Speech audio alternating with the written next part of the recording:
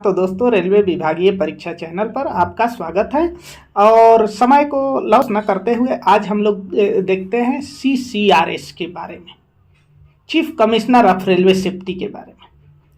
तो चलिए देखते हैं और उन सारे प्रश्नों के उत्तर जानते हैं जो LDC इत्यादि परीक्षाओं में पूछे जाते हैं। जैसे में CCRS का फुल फॉर्म क्या है, उनका मुख्यालय कहाँ है, किस धारा के तहत उनकी नियुक्ति होती है, किस धारा के तहत उनके कर्तव्यों को बताया गया है, किस धारा के तहत CCRS के शक्तियों को बताया गया है, किस धारा के तहत गंभीर दुर्घटनाओं में वो जांच करते हैं।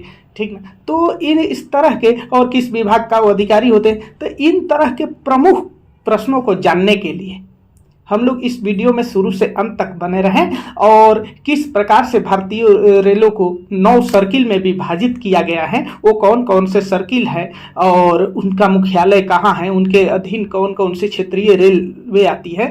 तो इस तरह से विस्तृत जानकारी के लिए आप इस वीडियो को शुरू से अंत तक देखें, ताकि जहां कहीं भी इस CRS से संबंधित प्रश्न उठे तो वहां आप आसानी से उसे हल कर सकें। ठीक, तो इसमें मात्र प्रश्न उत्तर के रूप में हम बताते जाएंगे और इसको विस्तार से एक बार समझ लेंगे। और अगली सीरीज में जब CCRS का लाएंगे तो उसमें ऑब्जेक्टिव मल्टीपल चॉइस क्वेश्चन के रूप में मिलेगा।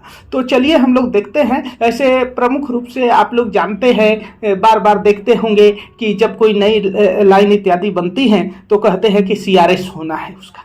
ठीक, या कोई गंभीर दुर्घटना इत्यादि होता है तो भी सुने होंगे कि CRS जांच होती है, जो कि धारा 114 के अधीन जांच किया जाता है। लेकिन उसके पहले यदि गंभीर दुर्घटना इत्यादि होती है तो उसके लिए सूचना प्राप्त करने के लिए नोटिस जारी कर दिया जाता है पेपर में, जो कि धारा 113 के अधीन जारी कर दिया जाता है। ठीक, और रेल अधिनियम 1989 के रेल अधिनियम 1989 के धारा 5 के तहत CRS की नियुक्ति होती है। धारा 6 के तहत उनके कर्तव्य बताया गया है। धारा 7 के तहत CCRS के शक्तियों के वर्णन दिया गया है। ठीक, ऐसे वास्तविक में CRS जो होता है वो रेलवे का आदमी नहीं होता है, वो नागरिक उड्डयन विभाग के अधिकारी होता है, नागरिक उड्डयन मंत्रालय के अधिकारी होता है, यानी कि मिनिस्ट्री ऑफ सिविल एविएशन के यानी नागरिक उड्डयन मंत्रालय के अंतर्गत वो कार्य करता है। नागरिक उड्डयन विभाग के वो अधिकारी होता है। तो अब हम लोग पूरी रूप से जानते हैं CCRS, जिसका CRS का मुख्यालय जो है भारतवर्ष में CCRS का मुख्यालय जो है लखनऊ है। तो अब हम लोग विस्तार से जानते हैं कि CRS कहाँ कहाँ रहते हैं, उनका मुख्यालय कहाँ है। तो चलिए वीडियो में शुरू से अंत तक बने रहिए ताकि आप हर प्रश्नों के उत्तर जानें। ठीक, तभी आप प्रश्नों के उत्तर काट सकते हैं आसानी से। ऐसे देखिए, वास्तविक में जब रेलवे बोर्ड के गठन हुआ, रेलवे बोर्ड का गठन 1905 में हो गया। ठीक, तब इसका नाम रेलवे राजकीय निरीक्षक था, लेकिन बाद में इसे नागरिक उड्डयन मंत्रालय के अंतर्गत कर दिया गया। ये नागरिक उड्डयन विभाग के अधिकारी होता है। ठीक, यानी मिनिस्ट्री ऑफ सिविल एविएशन के अधिकारी होता है, यानी कि it works under the ministry of civil aviation, नागरिक उड्डयन विभाग के अंतर्गत ये कार्य करता है। ठीक ना। CCRS, जिसका पूरा नाम है chief commissioner of railway safety, इसको हिंदी में मुख्य रेल संरक्षा आयुक्त कहते हैं। और CRS जो होता है इसका फुल फॉर्म है कमिश्नर ऑफ रेलवे सेफ्टी, यानी रेल संरक्षा आयुक्त।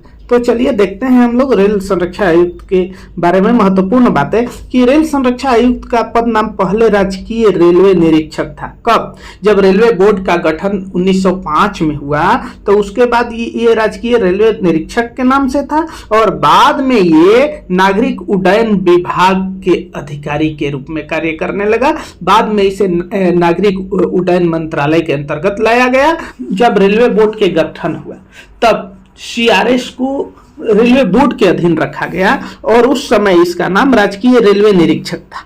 ठीक, बहुत बाद में इसे नागरिक उड्डयन मंत्रालय के अंतर्गत ला दिया गया और ये नागरिक उड्डयन विभाग के अधिकारी होता है, यानी कि CRS works under the ministry of civil aviation, यानी नागरिक उड्डयन विभाग के ये अधिकारी होता है। रेलवे बोर्ड में रेलवे संरक्षा प्राधिकरण है। रेलवे बोर्ड के अंतर्गत एक चीज है रेलवे संरक्षा प्राधिकरण। कौन सा है? रेलवे संरक्षा प्राधिकरण। ये संरक्षा मानकों को बनाने एवं लागू करने का कार्य करता है, के लिए उत्तरदायी है। ये रेलवे में संरक्षा मानक को बनाने के लिए और उसे लागू करने के लिए उत्तरदायी है। अब ध्यान दीजिए, रेल अधिनियम 1989 के अंतर्गत रेल संरक्षा आयुक्त की नियुक्ति की गई है। ध्यान दीजिए, इसी के धारा 5 के तहत सीआरएस की नियुक्ति होती है। धारा 6 के तहत सीआरएस के कर्तव्य बताया गया है। धारा 7 के तहत सीआरएस की शक्तियों के वर्णन किया गया है। धारा 114 के तहत ये गंभीर दुर्घटना के जांच करता है, और जब गंभीर दुर्घटना के जांच करने के लिए होती है तो उसके पहले नोटिस दी जाती है सूचना के लिए। तो ये दुर्घटना की सूचना जो है धारा 113 के तहत दी जाती है।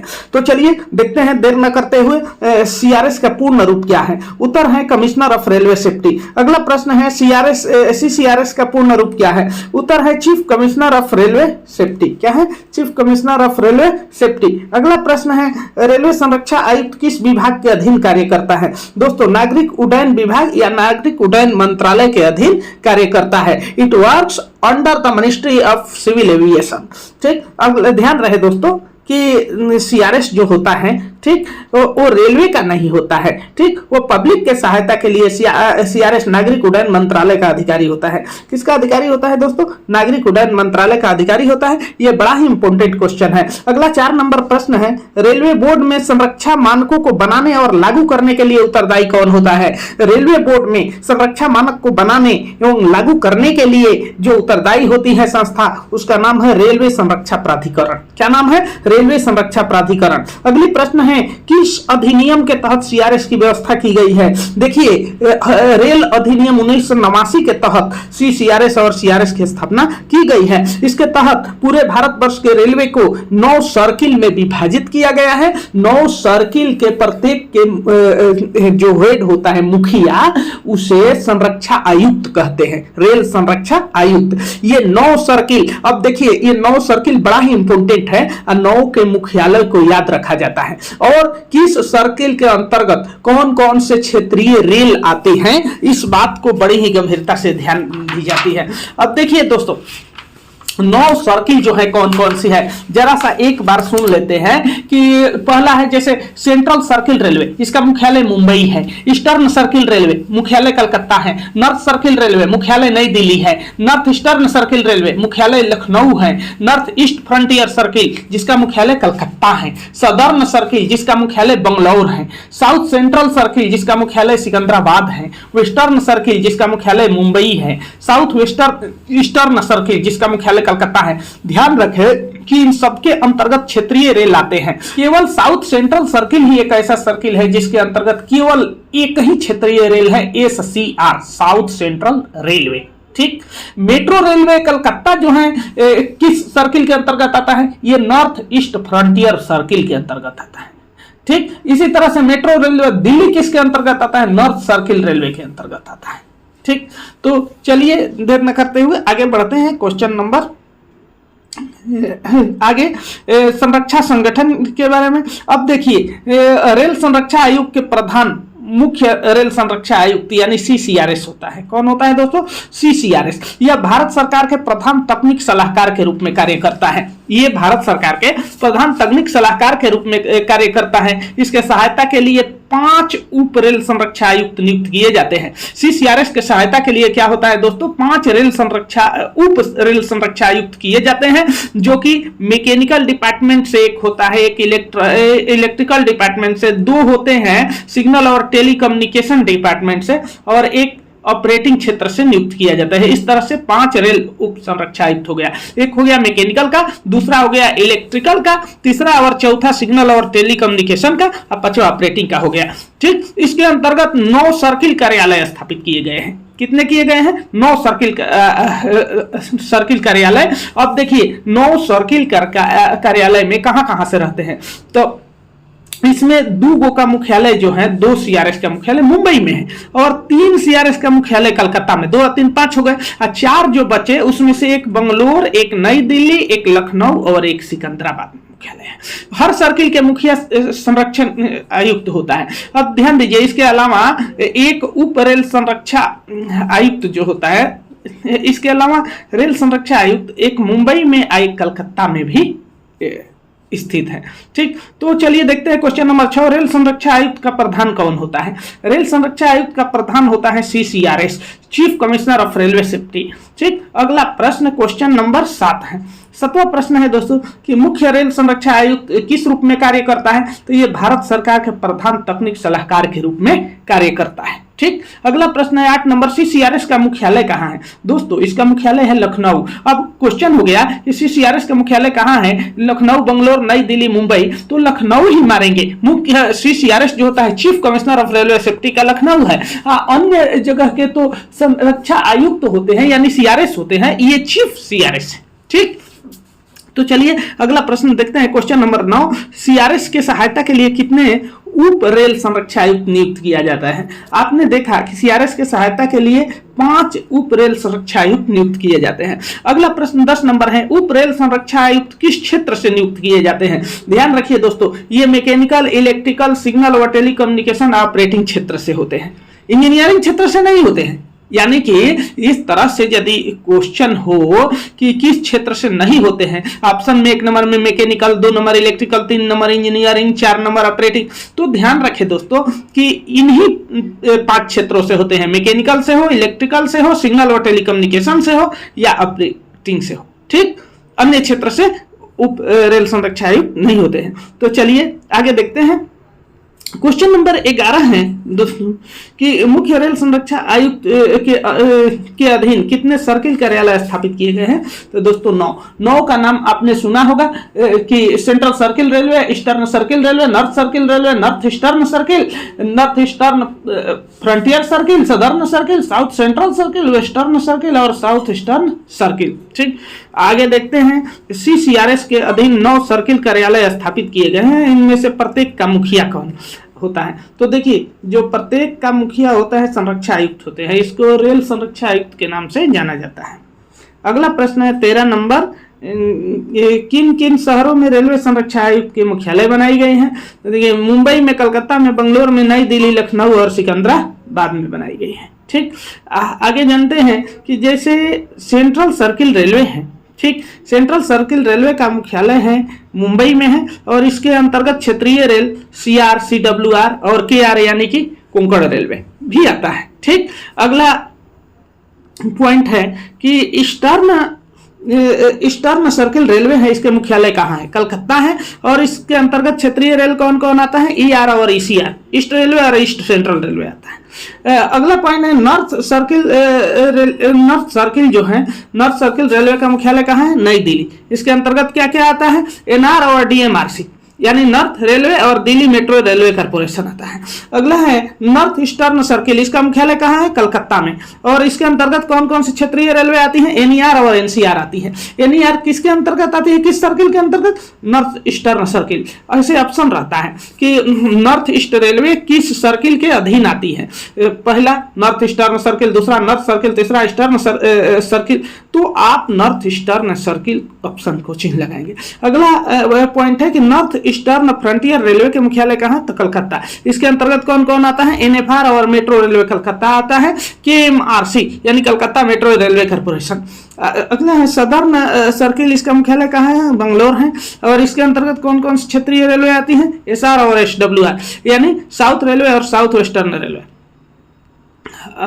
अगला पॉइंट है कि साउथ सेंट्रल सर्किल का मुख्यालय कहाँ है? सिकंदराबाद और इसके अंतर्गत कौन सा क्षेत्रीय रेलवे आता है? SCR south central railway. यही एक ऐसा सर्किल है साउथ सेंट्रल सर्किल जिसमें केवल एक ही क्षेत्रीय रेल है, साउथ सेंट्रल रेलवे। इसके अतिरिक्त कोई ऐसा सर्किल नहीं है जिसमें केवल एक ही क्षेत्रीय रेल हो। किसके अंतर्गत है? South central rail circle. ये बड़ा अच्छा सा प्रश्न बनता है कि एक ही क्षेत्रीय रेल वाला सर्किल कौन है? तो साउथ सेंट्रल सर्किल। और मेट्रो रेलवे कलकत्ता किस सर्किल के अंतर्गत आता है? तो नॉर्थ ईस्ट फ्रंटियर सर्किल। इस तरह से आता है। रखें आगे देखिए कि वेस्टर्न सर्किल का मुख्यालय कहाँ है? तो मुंबई है और इसके अंतर्गत कौन कौन से क्षेत्रीय रेल आते हैं? WR और NWR आते हैं। साउथ ईस्टर्न सर्किल के मुख्यालय कलकत्ता है, इसके अंतर्गत अंतर्गत SER south eastern railway, ECOR east coast railway और SECR south east central railway. ठीक, तो आगे देखते हैं अगला प्रश्न है इससे संबंधित। क्या प्रश्न है कि सेंट्रल सर्किल रेलवे का मुख्यालय कहाँ है? उत्तर है मुंबई में। किस किस क्षेत्रीय रेलों के सेंट्रल सर्किल रेल के अधीन रखा गया है? तो सीआर, डब्ल्यूसीआर और केआर कोंकण रेलवे को रखा गया है। अगला प्रश्न है 16 नंबर, ईस्टर्न सर्किल रेलवे का मुख्यालय कहाँ है? इसका मुख्यालय है दोस्तों कलकत्ता। तो देर न करते हुए आगे देखते हैं क्वेश्चन नंबर 17। 17 नंबर है कि किस किस क्षेत्रीय रेलवे को ईस्टर्न सर्किल रेलवे के अधीन रखा गया है? तो देखिए ईस्ट रेलवे और ईसीआर यानी ईस्ट सेंट्रल रेलवे, इसको ईस्टर्न सर्किल रेलवे के अधीन रखा गया है। 18 नंबर प्रश्न है, नॉर्थ सर्किल रेलवे का मुख्यालय कहाँ है? उत्तर है नई दिल्ली। नॉर्थ सर्किल रेलवे का मुख्यालय कहाँ है? नई दिल्ली है। इसके अंतर्गत एनआर और डीएमआरसी आता है, Delhi metro railway corporation. 19 number प्रश्न है, किस किस क्षेत्रीय रेलों को नॉर्थ सर्किल रेलवे के अधीन रखा गया है? तो एनआर और डीएमआरसी यानी दिल्ली मेट्रो रेलवे कॉर्पोरेशन को नॉर्थ सर्किल रेलवे के अधीन रखा गया है। अगला प्रश्न है 19 नंबर। 19 नंबर प्रश्न है कि नॉर्थ ईस्टर्न सर्किल का मुख्यालय कहाँ है? इसका सही उत्तर है लखनऊ। और ये भी ध्यान रखिए कि मुख्य भारतवर्ष में जो सीसीआरएस का हेड ऑफिस है, मुख्य कार्यालय मुख्यालय वो है लखनऊ में ही। 21 नंबर प्रश्न था, किस किस क्षेत्रीय रेलों को नॉर्थ ईस्टर्न सर्किल रेलवे के अधीन रखा गया है? तो देखिए नॉर्थ ईस्टर्न सर्किल रेलवे के अधीन मात्र 2 है, एनईआर और एनसीआर। नॉर्थ ईस्ट रेलवे और नॉर्थ सेंट्रल रेलवे, इसका मुख्यालय लखनऊ है। कहाँ है? लखनऊ। ठीक, तो आगे देखते हैं 22 नंबर प्रश्न है कि नॉर्थ ईस्ट फ्रंटियर सर्किल के रेलवे का मुख्यालय कलकत्ता है। North east frontier circle railway का मुख्यालय कहाँ है? कलकत्ता। अगला, किस किस क्षेत्रीय रेलों को north east frontier circle railway के अधीन रखा गया है? एनएफआर और केएमआरसी यानी कलकत्ता मेट्रो रेलवे कॉर्पोरेशन को, इसको नॉर्थ ईस्ट फ्रंटियर सर्किल के अधीन रखा गया। सदर्न सर्किल रेलवे का मुख्यालय कहाँ है? सदर्न सर्किल जो है इसका मुख्यालय बंगलौर में है। अगला 25 नंबर है, किस किस क्षेत्रीय रेलों को सदर्न सर्किल रेलवे के अधीन रखा गया है? तो एसआर और एसडब्ल्यूआर को, किसको? एसआर और एसडब्ल्यूआर को रखा गया है। 26 नंबर प्रश्न है, ये साउथ सेंट्रल सर्किल रेलवे का मुख्यालय कहाँ है? उत्तर है Secunderabad. South central circle railway का मुख्यालय सिकंदराबाद में है। इसके अंतर्गत मात्र एक ही क्षेत्रीय रेलवे आता है, साउथ सेंट्रल रेलवे, एससीआर, पहले भी बताए थे। क्वेश्चन नंबर 27 है, किस किस क्षेत्रीय रेलों को साउथ सेंट्रल सर्किल रेलवे के अधीन रखा गया है? इसको केवल एससीआर को रखा गया है। 28 नंबर प्रश्न है, वेस्टर्न सर्किल रेलवे का मुख्यालय कहाँ है? सही उत्तर है मुंबई। इसका मुख्यालय कहाँ है? मुंबई में। अगला प्रश्न है 29 नंबर, किस किस क्षेत्रीय रेलवे को वेस्टर्न सर्किल रेलवे के अधीन रखा गया है? किस किस क्षेत्रीय रेलवे को वेस्टर्न सर्किल के अधीन रखा गया है? तो इसका सही उत्तर है डब्ल्यूआर और NWR, western railway, north western railway. Question number 30 है, साउथ ईस्टर्न सर्किल रेलवे का मुख्यालय कहाँ है? साउथ ईस्टर्न सर्किल रेलवे का मुख्यालय कलकत्ता है। इसके अंतर्गत एसीआर, ईसीओआर और एसीसीआर आता है। ठीक, तो अगला प्रश्न है क्वेश्चन नंबर 31 नंबर प्रश्न है, किस किस क्षेत्रीय रेलों को साउथ ईस्टर्न सर्किल रेलवे के अधीन रखा गया है? एसईआर और एससीओआर तथा एसईसीआर को भी रखा गया है। ठीक, साउथ रेलवे किस सर्किल के अधीन आता है? सदर्न सर्किल के अधीन आता है। ये किसके अधीन आता है? सदर्न सर्किल के। देखिए दोस्तों 31 नंबर हम बताए थे किस किस क्षेत्रीय रेलों को साउथ ईस्टर्न सर्किल रेलवे के अधीन रखा गया है। तो एसईआर, एससीओआर और एसईसीआर को भी रखा गया है। ठीक, तो चलिए अगला देखते हैं। अब थोड़ा सा देखते हैं इसके कार्य क्षेत्र के बारे में, सीआरएस के कार्य क्षेत्र के। तो देखिए भारतीय रेल अधिनियम 1989 के धारा 5 के तहत सीआरएस की नियुक्ति होती है। धारा 6 के तहत सीआरएस का कर्तव्य होता है। धारा 7 के तहत सीआरएस की शक्तियों का वर्णन है। किसका वर्णन है? धारा 7 के तहत सीआरएस की शक्ति का वर्णन है। इनका कार्य क्षेत्र और विवरण, तो देखिए सीआरएस के कार्य क्षेत्र, यात्री यातायात के लिए नई रेल लाइनों का निरीक्षण करना, जो नई लाइनें बिछती है यात्री यातायात के लिए उसका निरीक्षण करना है। खुली लाइन के आवधिक निरीक्षण करना, जो खुला लाइन है वो समय के अवधि के साथ उसका निरीक्षण करते रहना। यात्री परिवहन लाइनों को प्रभावित करने वाले नए निर्माण कार्यों और नवीकरण का अनुमोदन करना इसका काम है। गाड़ियों की गंभीर या सामान्य दुर्घटना होती है, जो सीआरएस के नजर में गंभीर दुर्घटना है, करोड़ रुपया से अधिक का है या उनके नजर में किसी तरह से गंभीर दुर्घटना हो, तो उसकी जांच करना सीआरएस का काम होता है। इसमें महाप्रबंधक उनके लिए सहायक भी नियुक्त करते हैं, जो कि जूनियर एडमिनिस्ट्रेटिव से कम का नहीं होता है। अगला 5वां कार्य जिनका गाड़ी परिचालन से संबंधित मामलों के सामान्य सहमति प्रदान करना है। 6ठा है नए डिब्बों के संचालन से पूर्व निरीक्षण करना, गाड़ी की अधिकतम अनुमेय गति का निर्धारण करना, सी क्लास ओडीसी को चलाने की अनुमति देना, ये सब इनका कार्य है। 33 नंबर प्रश्न है दोस्तों कि भारतीय रेल अधिनियम 1989 के किस धारा के तहत सीसीआरएस की नियुक्ति होती है? सही उत्तर है धारा 5 के तहत सीसीआरएस की नियुक्ति होती है। 34 नंबर है भारतीय रेल अधिनियम 1989 के किस धारा के अंतर्गत सीसीआरएस को कर्तव्य बताया गया है? तो कर्तव्य 6 के तहत बताया गया है, यानी धारा 5 के तहत नियुक्ति होती है, धारा 6 के तहत कर्तव्य बताया गया है और धारा 7 के तहत सीसीआरएस की शक्ति का वर्णन है। तो चलिए अगला प्रश्न देखते हैं। भारतीय अधिनियम 1989 के किस धारा के तहत जो है सीसीआरएस के शक्तियों का वर्णन है? सही उत्तर है धारा 7। अगला प्रश्न है 36 नंबर कि जब सवारी गाड़ी के गंभीर दुर्घटनाओं की जांच हेतु सीआरएस के जांच का आदेश दिए जाते हैं तो उसके सहायता के लिए महाप्रबंधक द्वारा किस अधिकारी को नामित किया जाता है? देखिए कम से कम जूनियर एडमिनिस्ट्रेटिव ग्रेड के अधिकारी होना चाहिए। जो महाप्रबंधक जांच में सहायता के लिए सीआरएस जांच में सहायता के लिए जिस अधिकारी को भेजते हैं वो कम से कम जूनियर एडमिनिस्ट्रेटिव ग्रेड के अधिकारी होता है। तो चलिए ध्यान करते हुए अगला क्वेश्चन नंबर 37 है। 37 नंबर प्रश्न है रेलवे अधिनियम 1989 के किस धारा के तहत संरक्षा आयुक्त द्वारा जांच की जाती है? धारा 114 के तहत संरक्षा आयुक्त सीआरएस जांच करता है। कोई भी गंभीर दुर्घटना होती है तो रेल अधिनियम 1989 के धारा 114 के तहत सीआरएस जांच होता है और 113 के तहत दुर्घटना जांच हेतु सूचना दी जाती है, नोटिस चिपकाई जाती है। तो 38 नंबर प्रश्न है रेलवे में गंभीर दुर्घटना की जांच किसके द्वारा की जाती है? तो देखिए इसका सही उत्तर है रेलवे संरक्षा आयुक्त द्वारा की जाती है। अगला 39 नंबर प्रश्न है रेल संरक्षा आयुक्त के पद नाम पहले क्या था जब यह पद रेलवे बोर्ड के अधीन था? जब रेलवे बोर्ड के अधीन था तब इसका नाम था राजकीय रेलवे निरीक्षक, ठीक। और बाद में इनका नाम जब ये नागरिक उड्डयन मंत्रालय के अधीन आया, मिनिस्ट्री ऑफ सिविल एविएशन के अंतर्गत, तब इसका नाम हुआ सीसीआरएस और सीआरएस, ठीक। Chief commissioner of railway safety और कमिश्नर ऑफ रेलवे सेफ्टी, इनका हिंदी होता है रेल संरक्षा आयुक्त, मुख्य रेल संरक्षा आयुक्त।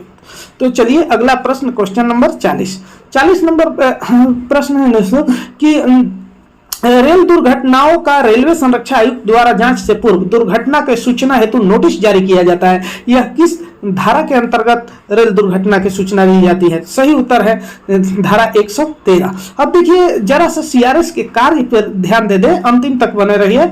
सीआरएस के कार्य क्या है कि रेलवे दुर्घटनाओं की जांच करना, संरक्षा के उपाय सुझाना, रेलवे लाइन के निरीक्षण करना, उन्हें चालू करने की अनुमति प्रदान करना, नए निर्माण कार्यों की स्वीकृति प्रदान करना, ठीक। और क्या है कि पुलों के निर्माण कार्य की जांच करके केंद्र सरकार को रिपोर्ट देना, नए लोकोमोटिव, कोच, वैगन यह तकनीकी दृष्टि से जांच करना, उसका लाइन पर उपयोग में लाने हेतु सलाह देना, गति बढ़ाने की स्वीकृति देना, ये सीआरएस का ही काम है, और लाइनों का निरीक्षण करना। अब देखिए रेल संरक्षा आयुक्त की स्वीकृति, अब इसके बारे में जरा सा देख लीजिए कि इसके स्वीकृति कैसे प्राप्त हो। यदि SWR में कोई विशेष GNSR नियमों को हटकर या विशेष संबोधित अनुदेश के अनुसार हो तो सीआरएस की स्वीकृति प्राप्त की जाएगी। रेल पथ संबंधी किसी कार्य को रिवाइज किया गया हो तो सीआरएस की अनुमति आवश्यक है, जैसे कि निम्नलिखित कार्य सीआरएस के लिए कैसे, जैसे रनिंग लाइन को जोड़ना, बढ़ाना या परिवर्तित करना, तब सीआरएस की स्वीकृति आवश्यक है, ठीक। नई सिग्नलिंग, इंटरलॉकिंग स्थापित करना या पॉइंट व क्रॉसिंग परिवर्तित करना, तब सीआरएस की अनुमति आवश्यक है। पुल के निर्माण करना, गार्डर बदलना या रेल पथ को 500 mm से कम या अधिक करेंगे, नीचे करेंगे या ऊपर उठाएंगे तो सीआरएस की अनुमति की आवश्यकता होती है। कितने से कम, अधिक 500 mm से। गेट माइन को हटाएंगे या नियुक्त करेंगे, यानी कोई अनमाइंड गेट को करेंगे, यानी गेट माइन हटा देंगे उस गेट से हमेशा के लिए, या गेटमैन नियुक्त करेंगे, मैन गेटमैन बनाएंगे, तो उसमें सीआरएस की, या विद्युत क्षेत्र में किसी उपकरण को परिवर्तित करेंगे तो सीआरएस की स्वीकृति आवश्यक है। तो आज के इस वीडियो में इतना ही। इसको लगातार आप लोग कई बार देखिए ताकि अगला यदि वीडियो आए मल्टी चॉइस वाला तो आप लगातार उसे हल कर सके, या अन्य कहीं भी आपको सीआरएस से प्रश्न मिलता है तो बाउंस न करे।